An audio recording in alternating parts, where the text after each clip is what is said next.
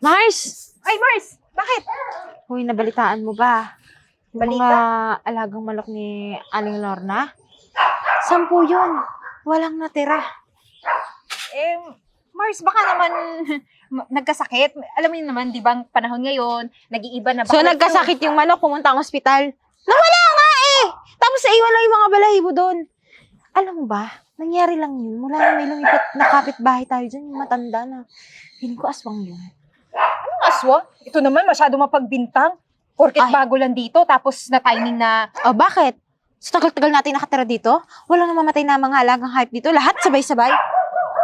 Hindi ka naniniwala sa mga aswang, ha? Hoy, totoo yun. Kung gano'n naman yung nangyari, bakit naman hindi ako maniniwala? Pero, ano bang itsura ng babae yun? Ay, matanda. Matanda siya. Mas mukha talagang aswang. Ganyan talaga yung mga itsura ng mga aswang. Matanda, mahaba yung buhok. Ay, Tapos yung mga ngipin parang Ay! Mga aso na to! Chichismisan eh! Tapos yung mga ngipin parang bulok-bulok na kasi kumakain ng mga laman. Kadiri. nakakatakot naman yan, Ay, Diyos ko, sinabi ko pa sa'yo. Ay, tara na, umuwi na tayo kasi tignan mo, padilim na din, baka lumabas na yun. Umuwiin tayo yung bahay mo. Sige na. Alis ako. Huwag ka magpagabi kasi, alam mo naman, mahilig yung mga aswang sa buto-buto. Sige na, babay Talaga ba? Ayos, malaman ka. Ako naman, padilim na, nakakatakot naman yung binalita ni Mars. Ay! Bili ka ng gulay. Pasensya na po Nagulat po ako sa inyo eh. Alam niyo po, bago ko lang kayo nakita dito. Bago po ba kayo dito? Oo. Bagong lipat kami. Naku po, huwag po kayong lalapit. Saan lang po kayo? Hindi po ako bibili. Pero, ikaw yata yung sinasabi ng kaibigan ko na pagbibintang ang aswang eh. Aswang ka po! Hindi. Aswang! Aswang! Ang pogi pa rin, oh. Ang ganda pa ng mugs, oh. Ang angas nga. Black and white. Tulungan niyo ko! Inaatake ako ng yung aswang! Aswang, parating ka ba? Ano ba? Bakit hindi kayo naniniwala sa akin? Balita-balita na nga, di ba? Yung mga manok ng kapitbahay natin, siya yung aswang na tinutukoy na pumatay doon. Ay, si Aling Lorna. Oo! Yung namatayin yung mga alaga niya. Kaya pala kailangan na natin magdoble ingat. Dapat maaga pa lang pumasok na tayo sa mga bahay at magsarado ng pinto. Nakakatakot At eh. hindi lang yun. Kailangan natin maglagay ng pangontra. Sibuyas tsaka asin.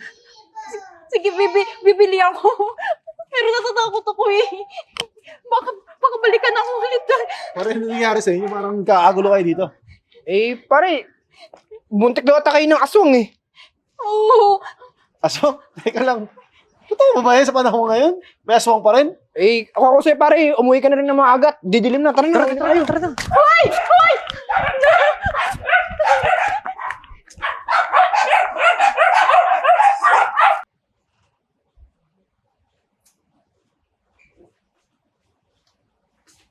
Oo, mami. Ano ginagawa mo? Ay, naayos ko lang itong paninda ko, anak. Ba't ngayon ka lang? Teka lang. Di ba nag-usap na tayo? Sabi ko sa'yo, huwag ka na magtinda. Kung naisipan mo at nagtitinda ka. Kabago-bago natin dito, mamaya maligaw ka pa eh. Naiinip kasi ako dito sa bahay. Ako, mami.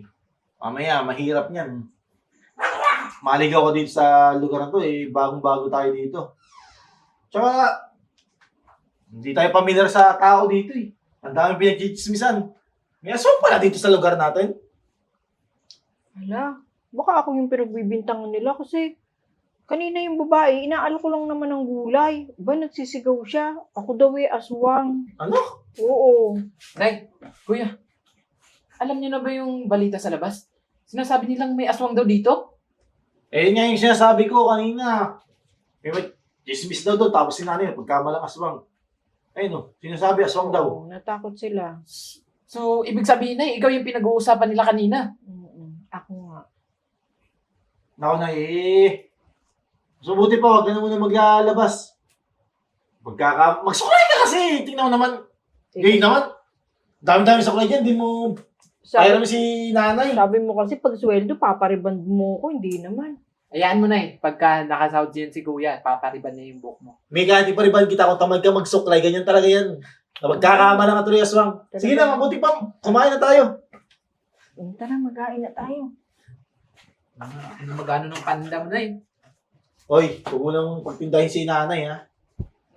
Magkakama lang aswang, oh. Suklayan mo na lang kaya. Eh, alam mo naman yan si nanay, di ba kuya? Kahit na yun nasa probinsya pa dati. Oh, Eh, ganun na yan, di nagsusuklay. Eh, alam mo naman, di ba, yung mga sinaunang mga ninuno niya, yun yung pinaniniwalaan niya na yung pagsusuklay is Jay. Tamo na, nabubulit ka sa mga pagsasabi mo. Pero na kuya, natatakot na ako sa aswang. Mamaya. Eh, ano yan ang nagkakamali eh. Uy, ano kuya, wag ka magsasabi ng ganyan ha. Kaya nga sinasabi ko sa'yo, yung si nanay, huwag mo nang palabasin. Ano, di mo rin magsuklay. Kahit ako matatakot doon pag di ko kilala eh. Hindi, nasa syudad tayo ha, wala sa probinsya. Puso dito magsuklay. Sige kuya, wait, sabihan ko na lang yan si nanay. Kaya ikaw, magsuklay ka rin. Baka mamaya, ikaw lang pagtismisan dito. Sige na. Aswang. Ano ba yung aswang na yan?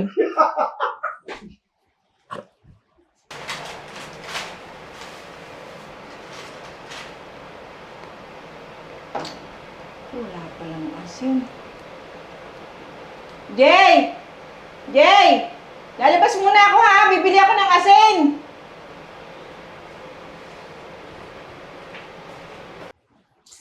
Nay?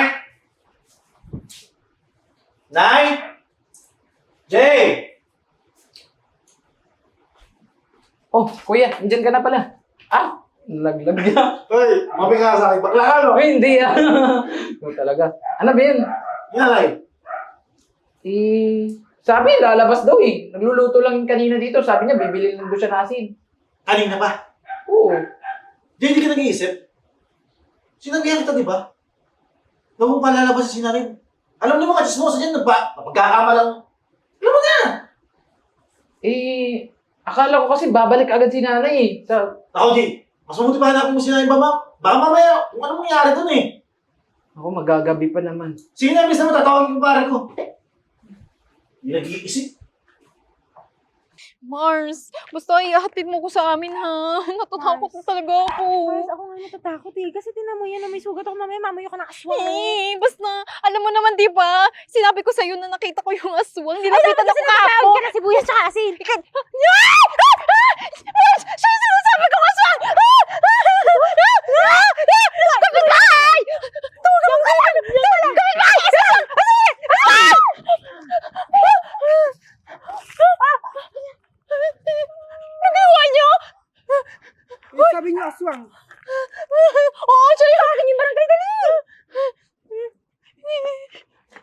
Ang gagawin natin dito? Hindi, magising to kakainin tayo. Nay! Nay! Nay? Anong ginawa niyo sa nanay ko, ha? Ibig sabihin aswang ka rin? Hala!